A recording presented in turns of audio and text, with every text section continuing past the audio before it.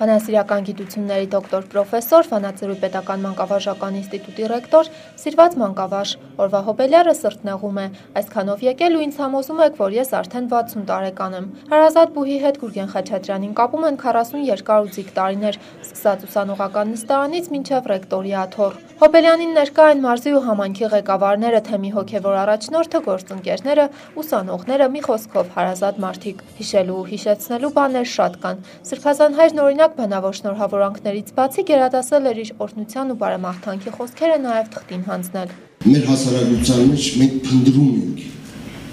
քայլող, կենդանի, ապրող մարդկանց, որոնցով կարելի է դաստիարակել սերունդներ։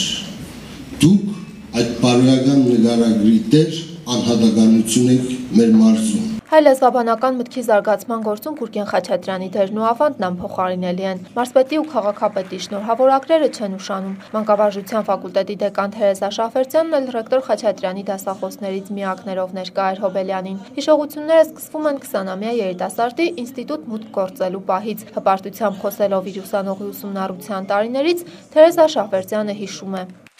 Ես առաջին վիրավորանքը ստացել եմ նրանից այն բանի համար,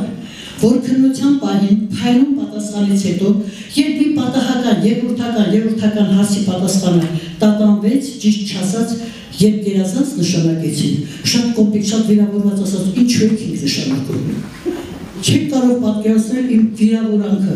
Ես հիմա նրան բացատրում եմ, որ ես այստեղ որևէ խախտում չեմ թույլ տվել։ Ձեր պատասխանը իրոք գերազանցի էր եւ այդպես շարունակ երբեք գնահատականի համար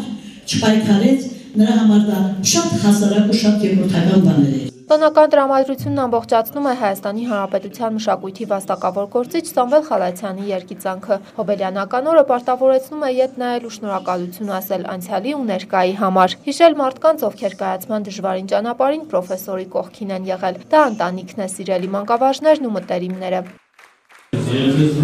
Ձեզ որ եկել եք այստեղ եւ կազմակերպիչներին, որ այսքան խնամքով ու կատարությամբ այդպես տարր ժամանակ հատվածաբար կարգավորել են, կանոնավորել են եւ հատկապես այն բանի համար, որ դուք ինձ հնարավորություն չտվեցիք պատմելու իմ կենսագրությունը, այսինքն ամենատաղտկալի բանն է, որը կարելի է պարտադրել մարդուն։ Ճիշտ ապրել ու նույն կերպ ընկալվել քչերին է հաջողվում։ Գուրգեն Խաչատրյանն իրեն այդ երջանիկ քչերից է համարում։ Քչերին է վիճակվում նաև Նարեկացի մեդալ ստանալու պատիվը։ Այս հարցում էլ Հոբելյարը բախտավոր է։ Պարգևները, պատվոգրերն ու կոչումները, սակայն մեծ հաշվով ոչ թե բախտավորության, այլ անցած ուղու արժանի գնահատականն են։ Լիանա Մխիթարյան, Արտակ Բրուձյան, Մոլորակ։